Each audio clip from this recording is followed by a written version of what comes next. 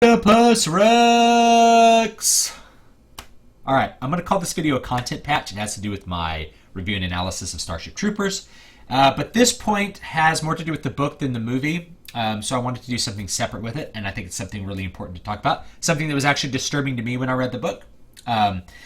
So in Starship Troopers, the book, and in the movie, Johnny Rico, the main character, wants to join the federal service, and his father is opposed to the idea. So in the movie, we get to see the father being opposed, and same thing in the book, and they give kind of the standard anti-military answers for that. But Johnny obviously ignores them and goes and does it. Now, in the movie, there's an asteroid that hits Buenos Aires and kills both of Johnny's parents, and there's this scene where, like, the sun goes dark and then they're dead.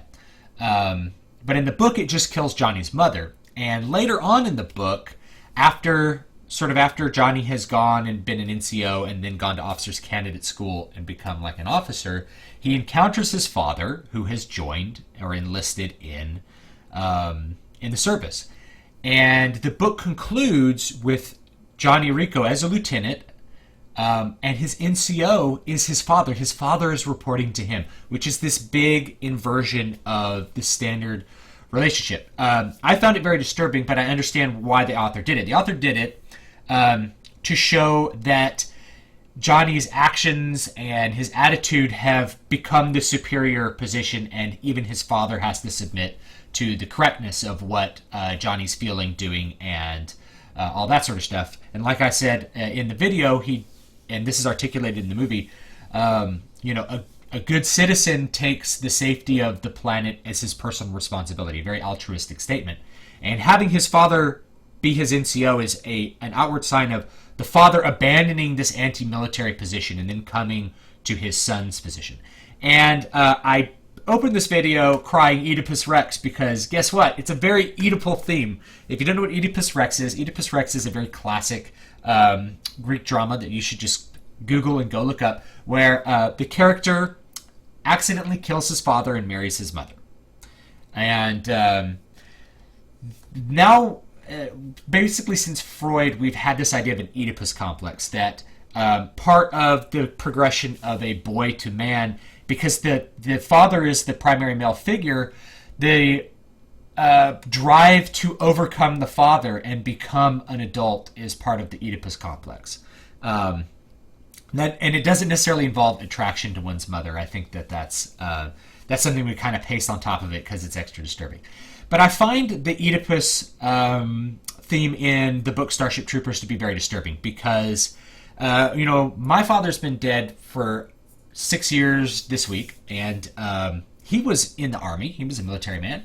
And the idea that he would ever follow me or that I would ever want my father to follow me is sickening to me. I follow my father. My father was the head of my family. He was the experienced one. You listen to your elders because they have the experience. This is something very traditional in society. And when we invert that, it starts to become like a socially disturbing thing, at least to me. And I don't know if it is for you or not.